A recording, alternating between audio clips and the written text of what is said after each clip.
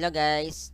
So, welcome again to my YouTube channel. So yun guys, bago natin simulan yung tutorial, make sure nakasubscribe ka, click the notification para updated sa mga tutorial natin guys. Siyempre guys, magandang umaga, magandang tanghali, madahapon, magandang gabi, kung anong oras mo ito napapanood itong video to.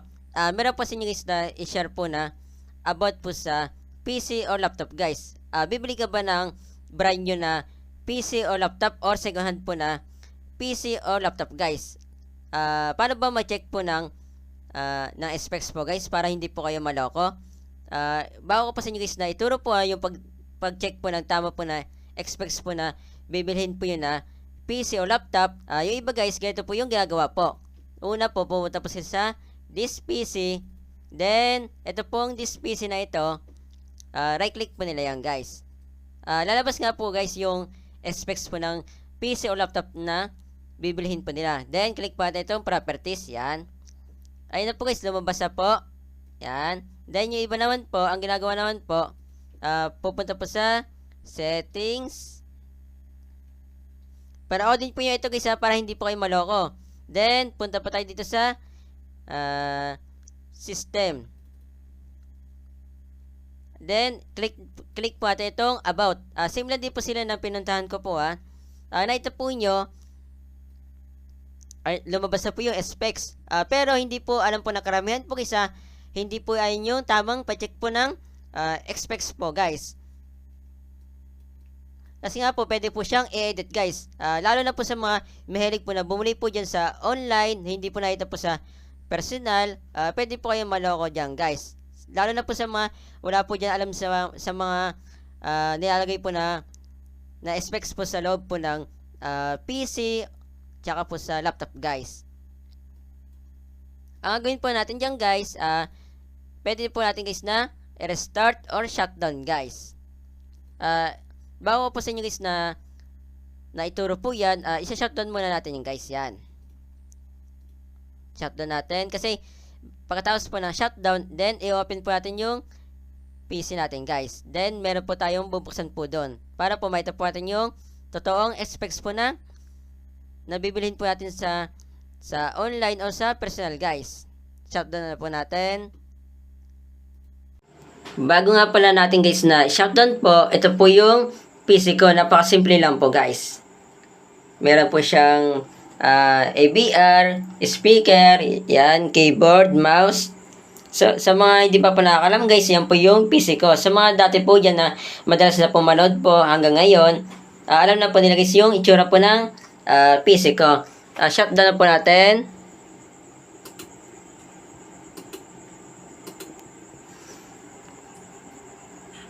Para po guys, kapag bibili po kayo sa online, hindi po kayo lokohin guys.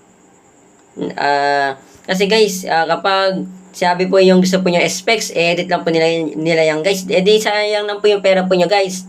O kaya nagpakita lang po sila ng magandang specs, tsaka minahalan pa kayo. Sabihan po natin na minahalan kayo or minurahan lang kayo.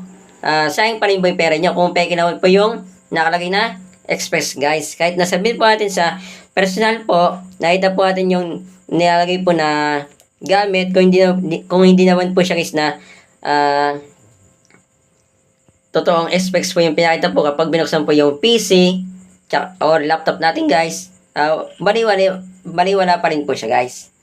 Video na po natin siya. Tara, let's go! Okay, dito po tayo guys sa monitor ko. Nakapatay po siya. Pumunta po tayo sa BIOS po para po doon po i-check po yung specs po ng bibilhin po natin na PC or laptop guys. Buksan na po natin siya. Then, F12 ko siya. Pinipindot ko po siya sa, sa keyboard F12.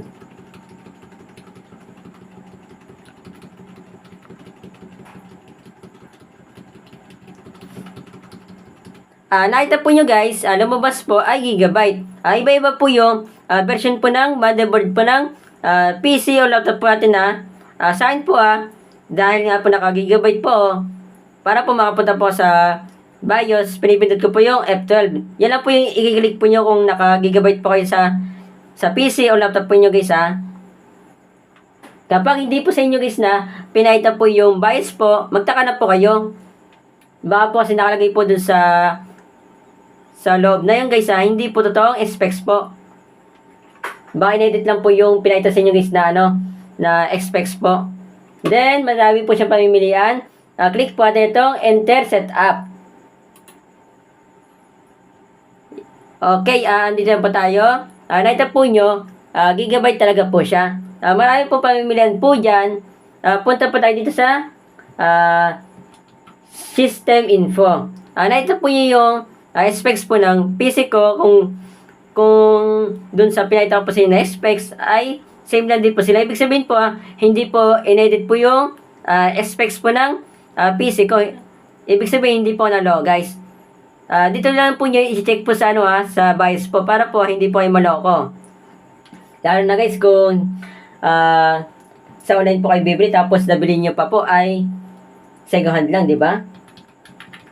Dito po kasi sa bias guys, hindi po kayo maloko guys. Kasi hindi po siya na-edit dito. Yung specs po. Yan di ko naman po siya nakiklik guys yun lang guys, share ko po sa inyo Then, save na po natin. Enter lang po natin yan. Yes lang po natin yan.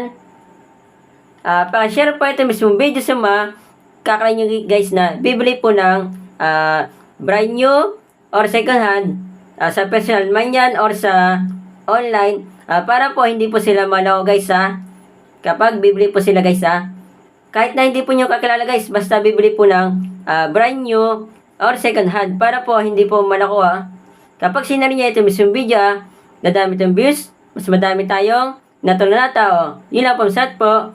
God bless po, yan po kayo.